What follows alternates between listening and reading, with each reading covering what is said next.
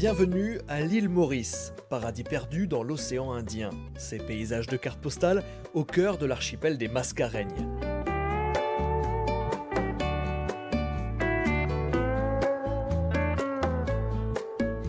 Lieu de rêve pour la 3e escale de la Globe 40, après une étape dantesque pour les engagés du Tour du Monde.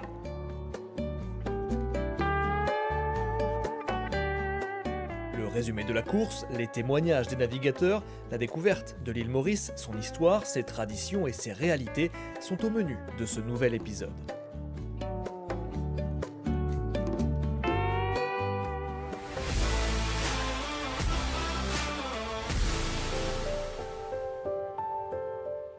L'île Maurice à travers le Morne, à la découverte d'un territoire plusieurs fois colonisé et meurtri, aujourd'hui riche de sa diversité culturelle et géographique.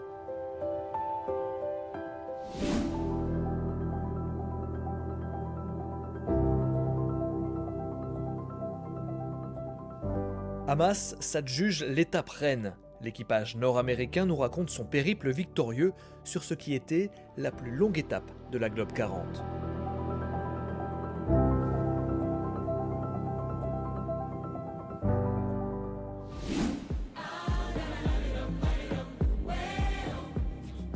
Retour vers le futur. À Maurice, nombreuses sont les associations qui tentent de redonner à l'île sa faune et sa flore d'antan. Entre replantation d'espèces végétales et réintroduction d'animaux, rencontres avec des amoureux de la nature.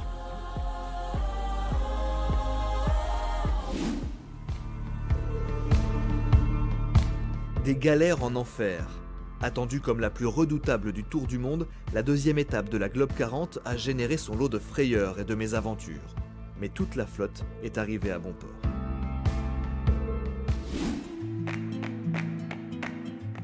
L'île Maurice, une beauté menacée.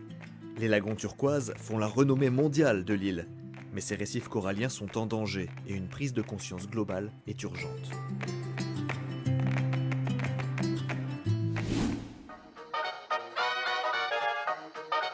Arc-en-ciel, pirates, farces et plaisirs culinaires. Les skippers nous racontent leurs meilleures anecdotes vécues lors de cette 2e étape. Fly fishing and it's always shocked. I really couldn't eat anymore. In the corner of the bunk and it's wow!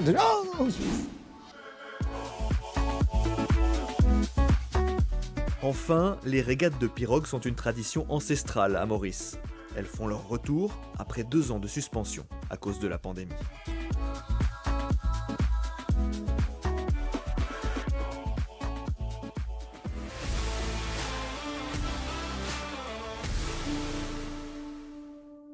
L'île Maurice, escale tropicale, dans un lieu paradisiaque, qui plus est stratégique dans la construction de l'épreuve autour du monde. C'était évidemment dans notre parcours, avec cette volonté de faire des étapes qui soient originales et qui soient nouvelles, et qui correspondent à un bon relais entre l'étape en Atlantique et l'étape suivante dans le Pacifique. C'est la première fois qu'une course au large internationale a fait étape à Maurice. Un choix également motivé par un impératif de sécurité, permettre aux classes 40 d'éviter la navigation trop au sud, près des îles Kerguelen et des zones de glace proches de l'Antarctique.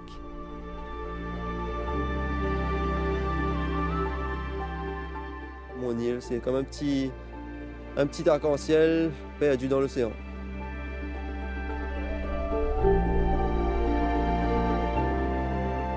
Un destin multiculturel. Une très riche histoire précède l'escale de la Globe 40 sur l'île Maurice.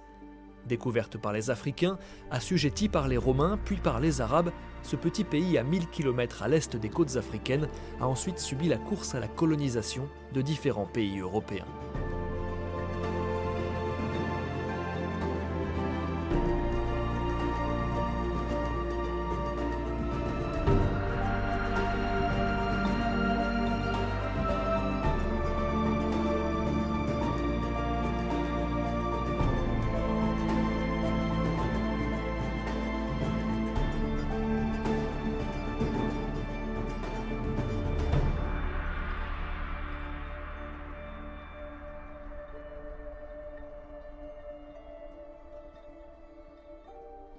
On a eu les Portugais qui ont découvert l'île.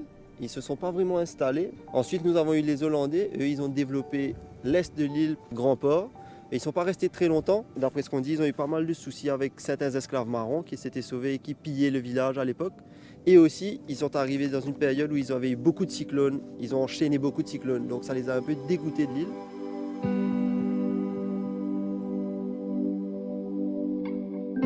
Cette île a vraiment un patrimoine maritime exceptionnel.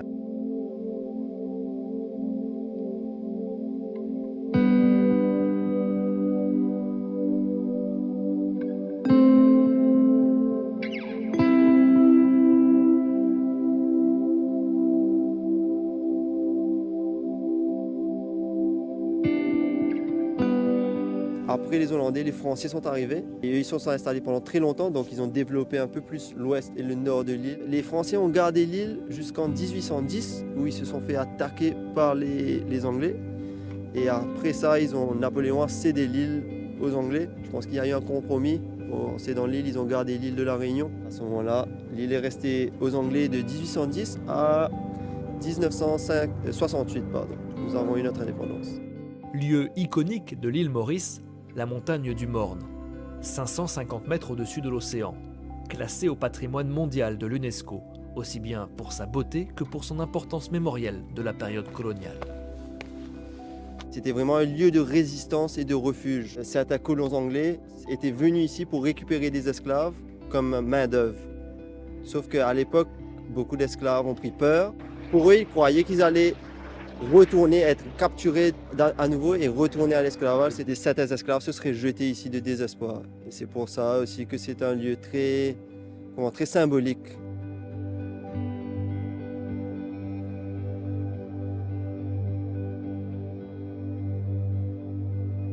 Aujourd'hui, on est dans un pays multiculturel et on arrive à vivre avec différentes cultures. C'est ce qui rend notre pays, enfin mon pays, je dis, magnifique parce qu'il y a plusieurs cultures afro-mauriciennes. Vous avez des gens qui viennent un peu de métropole, d'Europe. Vous avez des gens qui viennent d'Asie, un peu plus du sud de l'Asie, de l'Inde, du Pakistan. Donc on a différentes religions, différentes cultures qui sont toutes mélangées ensemble. Et on a réussi à arriver à quelque chose d'assez positif. L'histoire de la colonisation de l'île débouche aujourd'hui sur une nation de cohabitation et de partage.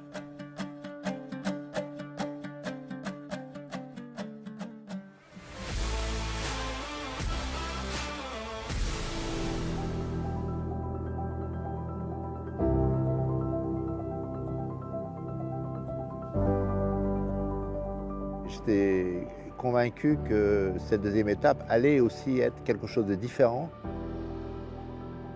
L'hégémonie japonaise sur la Globe 40 n'est plus. Contrairement au prologue à la première étape, Milai n'est pas arrivé en vainqueur à Maurice. C'est l'équipage américano-britannique Hamas qui a débarqué en premier dans la baie de Port-Louis.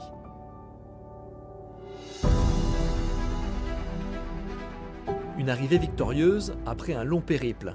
35 jours, 10 heures, 42 minutes et 42 secondes, sourire aux lèvres et très tiré.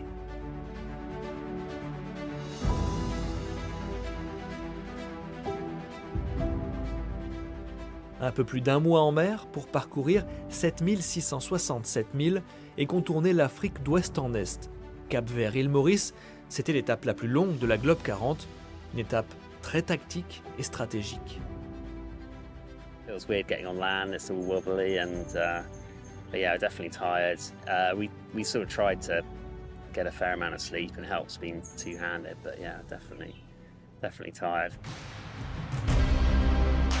L'idée de départ de Craig Horsfield et Oliver Bond était de suivre Milai à la trace pour tenter de le doubler dans la remontée finale vers l'île Maurice. C'était sans compter sur les problèmes techniques du rival japonais.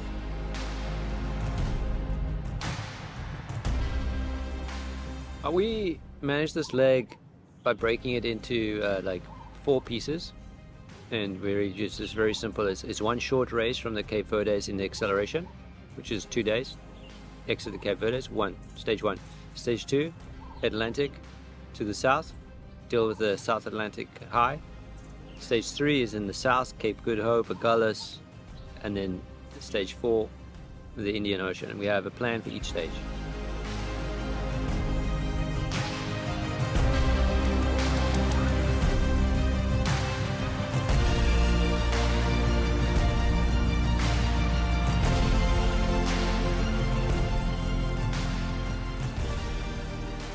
Milai stopped, changed the race because we were actually on a really great race with them, and we were just trying to keep up with them. And it was good for us because we haven't sailed the Class 40 for a while, so we could kind of see how far off the pace we were and where we needed to improve. And so we were looking at the sked, every sked, and trying to see if they were gaining or we were gaining, and what we needed to change, and to try different sail combinations to keep up with them. And so when they headed up to Cape Town, it was a shame because he sort of lost that bit of the racing. And sort of focus shifted to just getting the boat back safely. Although we had the Dutch not that far behind, so we had to keep pushing the boat as well. We were no longer in this competitive mode to push. We suddenly changed the plan to be, okay, let's not break and maintain our lead. Which is different because it's very easy to fall back into not sailing enough. So, yeah, it changed.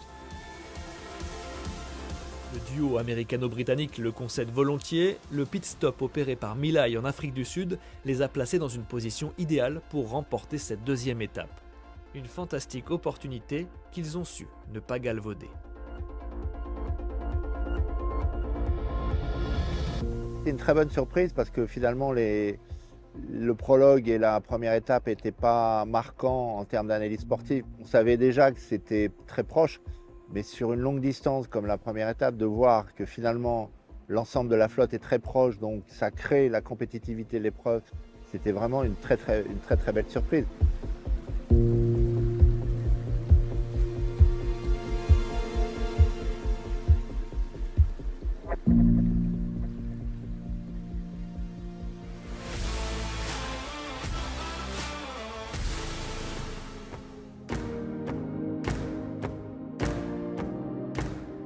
L'île Maurice, des paysages de carte postale. En apparence, un lieu idyllique. Pourtant, sa faune et sa flore sont en péril depuis des décennies. Il y a eu des espèces envahissantes, des prédateurs venus d'ailleurs qui sont arrivés. Il y a eu des friches de forêt, donc on a perdu pas mal de forêt aux dépens de l'agriculture par exemple et du développement, qui fait que ce que nous avons à Maurice en termes de plantes et d'animaux endémiques de Maurice sont aujourd'hui très menacés au niveau mondial. Et c'est ça le challenge, le défi que nous avons, c'est de sauver tout ça de la disparition. Des ONG se sont mises en tête de sauvegarder le patrimoine naturel de l'île, et même de le restituer. Dans la vallée de Ferney, réserve naturelle, on tente de reconstruire la végétation d'autrefois. Notre but, c'est de faire des travaux de restauration, d'enlever les plantes envahissantes et de venir redonner cette forêt à ce qu'elle était avant, de la faire devenir une forêt primaire avec toutes ses qualités. Parce que vous savez qu'à Maurice, nous avons 5% de forêt primaire à Maurice et on a une très grosse dégradation de l'écosystème. Érosion, construction qui gagne beaucoup les endroits. Et donc notre but, c'est de faire la prolifération de ces plantes endémiques afin de rendre cette forêt comme elle était il y a 400 ans de cela. Pour ce faire, ces botanistes récupèrent des graines et des plantules d'arbres existants, puis les font germer sous serre avant de les réimplanter dans leur milieu naturel, tout en tenant compte de la faune présente dans la vallée.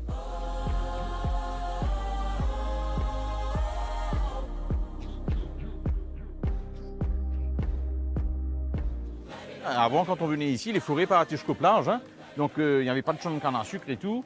Et il y avait tout un système qui vivait avec, la faune et flore. Donc aujourd'hui, notre but, nous, c'est de venir planter, aussi de planter en suivant l'espèce des oiseaux qu'on a relâchés. Le pigeon qui aime certains arbres, comme le Puparia bonica, le bois poupard, qui est un arbre idéal pour l'habitat, et ainsi que les graines servent de nourriture aussi aux pigeons. Alors donc c'est notre but de grandir ces travaux en extension, et tout en relâchant les oiseaux qui vivaient il y a 400 ans de cela.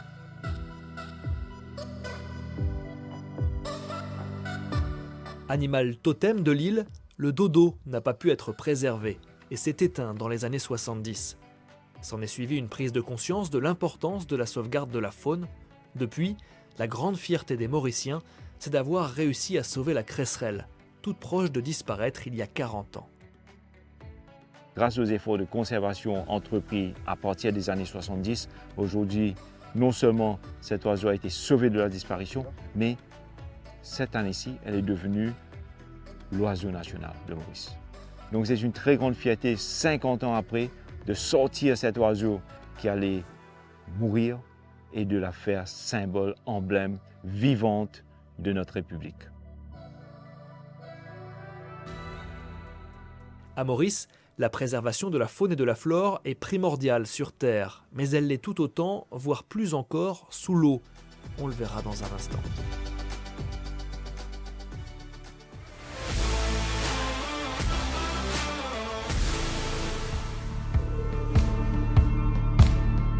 Mentally and emotionally, God, I am worn out.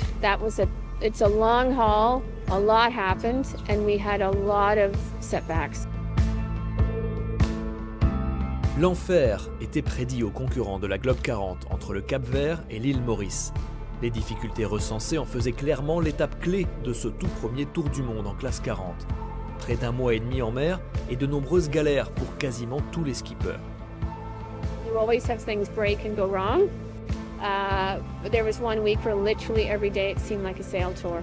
And by the end you're like, honestly, what else can I do here? And we weren't even pushing it. So that was hard.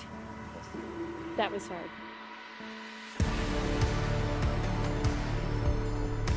And unfortunately, we had a key problem before the Cape Town, and we decided to stop at the Cape Town to repair that.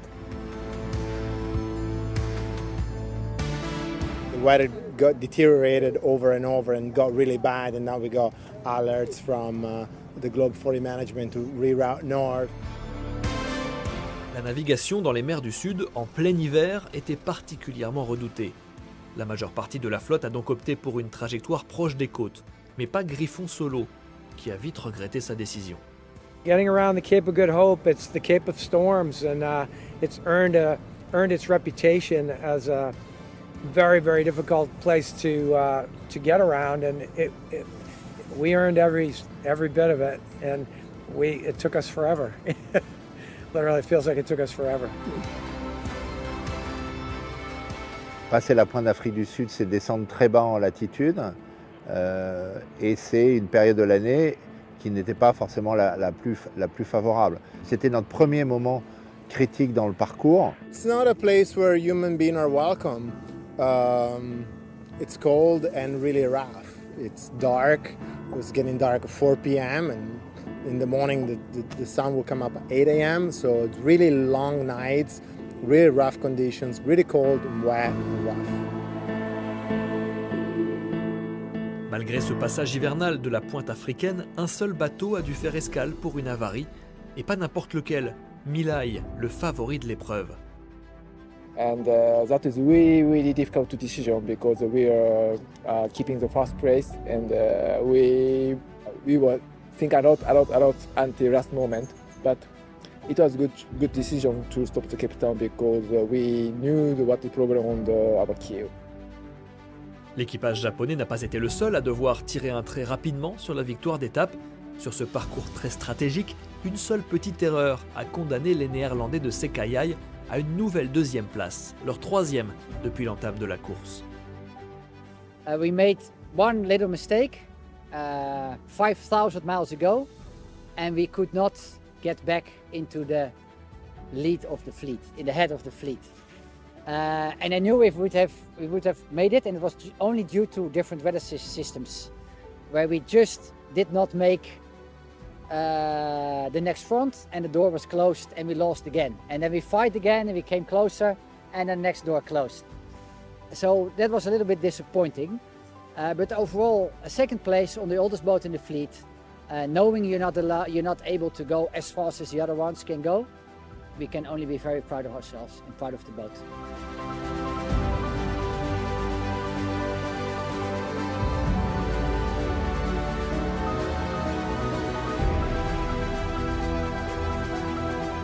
Every leg till now we are second in the prologue, second in the first leg, second in the third leg. It means that we are doing well. We have to level up a little bit to get number one, but we will we'll push the next leg to try to be number one. Au final, la satisfaction demeure, pour les skippers comme pour l'organisation, car il s'agissait pour tous d'un examen de passage important. un gage de fiabilité pour les engagés, de crédibilité pour les organisateurs.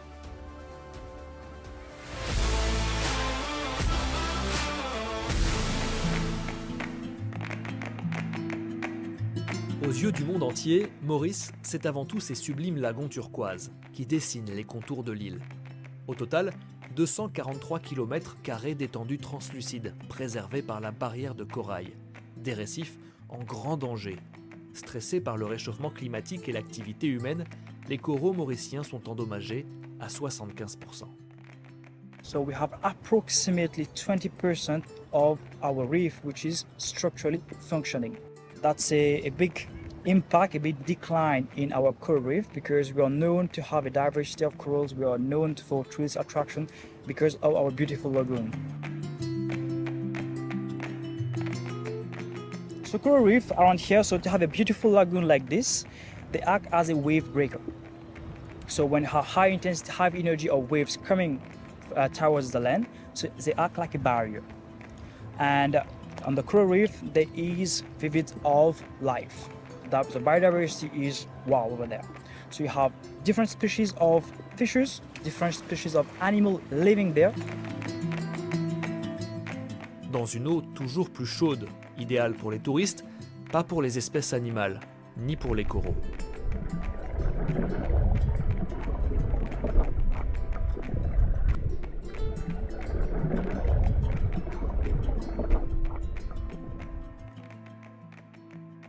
The tourists that we have in Mauritius, it is because of the beautiful sea that they have around the island.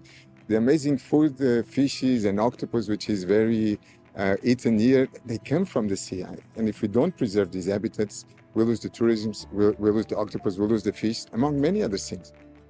Bernardo Nascimento est le directeur de la conservation et de l'éducation à l'aquarium Odisseo de Port-Louis.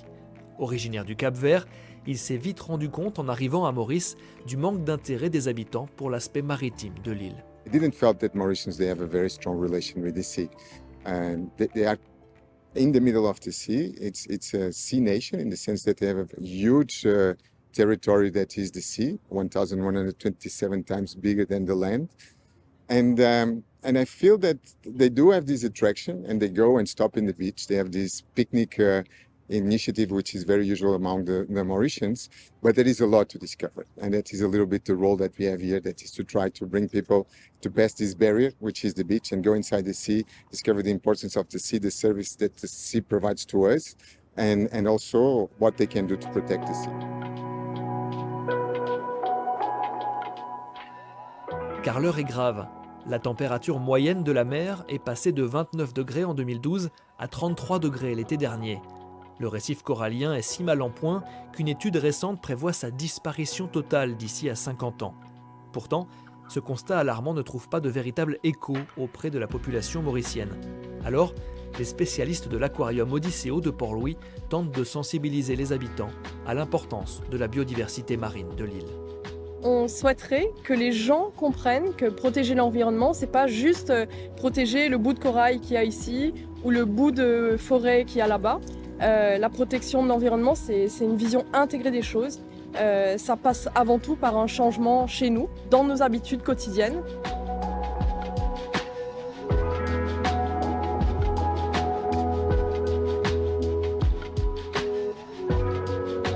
On a compris que le tourisme durable, c'est bien. On a compris que l'environnement est important pour l'économie.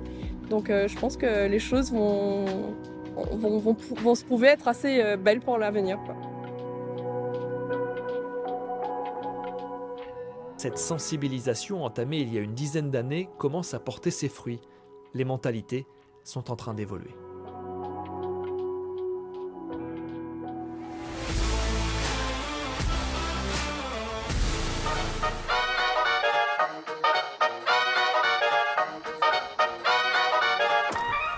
En 40 jours à voguer autour de l'Afrique, les skippers ont accumulé des tas d'anecdotes. Entre hallucinations et blagues potaches, découvertes culinaires et apparitions féeriques, les marins nous livrent leurs meilleurs moments de cette deuxième étape.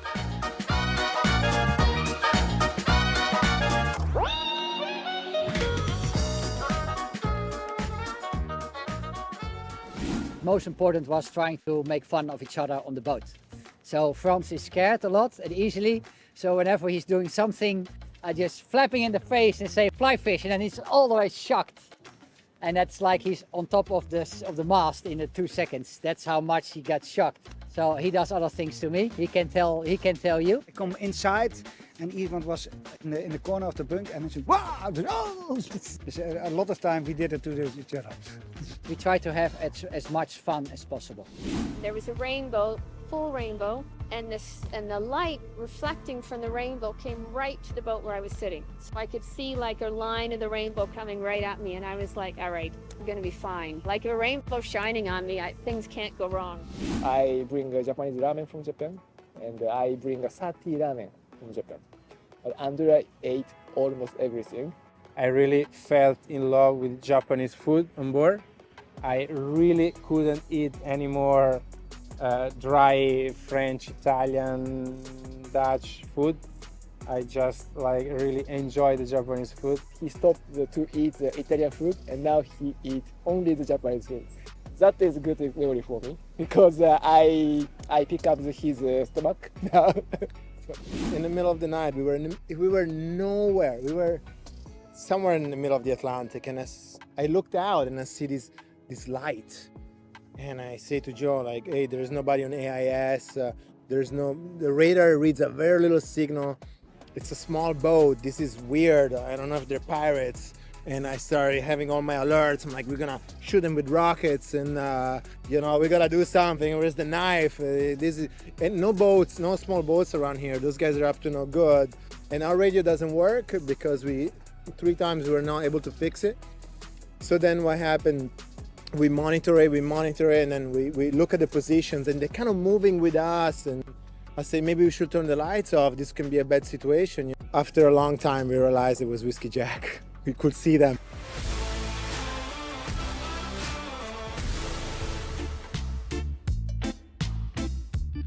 Au sud-est de l'île, dans la baie de Grand-Port, plusieurs fois par an, la mer se pare des couleurs de l'arc-en-ciel. Les régates de pirogues traditionnelles forment un ballet aquatique multicolore sensationnel, l'une des attractions sportives les plus prisées sur les lagons mauriciens. En préambule de la course, la plage devient une fourmilière où plusieurs centaines de passionnés s'activent pour préparer les bateaux. On organise des régates presque une fois par mois. Mais après le Covid, 2 ans, on n'a pas fait de régates du tout. Et aujourd'hui, c'est les premières régates qu'on a fait après le Covid. Mais on n'a pas assez d'entraînement. Mais aujourd'hui, on a fait une petite régate pour des entraînements. Généralement, une quinzaine de bateaux sont engagés. Des pirogues dérivées des barques traditionnelles des pêcheurs, dont l'une des particularités est la fabrication artisanale, avec des matériaux de l'île. Les bateaux traditionnels, on utilise des bois, de bambou. Mais c'est les bateaux professionnels pour les régates. C'est ces bateaux, les professionnels de l'île Maurice. Pouvant mesurer jusqu'à 8 mètres de long, ces pirogues se pilotent d'une manière bien particulière. À bord, cela donne lieu à un véritable jeu d'équilibriste, une chorégraphie millimétrée réalisée par une douzaine de funambules chargés de contrer la puissance du vent et de maintenir à plat la pirogue. Restez là-haut la mine, restez! Il faut 10 ou 12 d'équipage dans le bateau pour le bateau avance. S'il y a moins de vent, il faut mettre plus lent et de voile. S'il y a trop de vent, il faut mettre moins de voile. Non, j'ai des grands.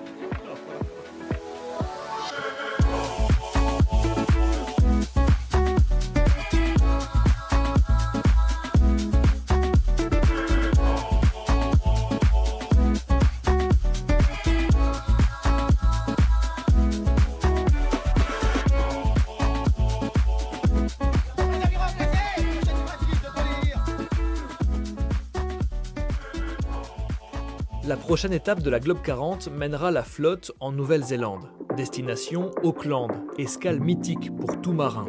D'ici là, les skippers passeront de nouveau plus d'1 mois en mer, à traverser l'océan Indien, passer au sud de l'Australie pour rallier l'éternelle cité de la voile. L'équipage nord-américain Hamas confirmera-t-il sa prise de pouvoir? Milay rattrapera-t-il le retard dû à son avarie de quille? Les Néerlandais de Sekayai s'imposeront-ils enfin? Réponse dans le prochain épisode du magazine de la Globe 40. Bon vent à tous.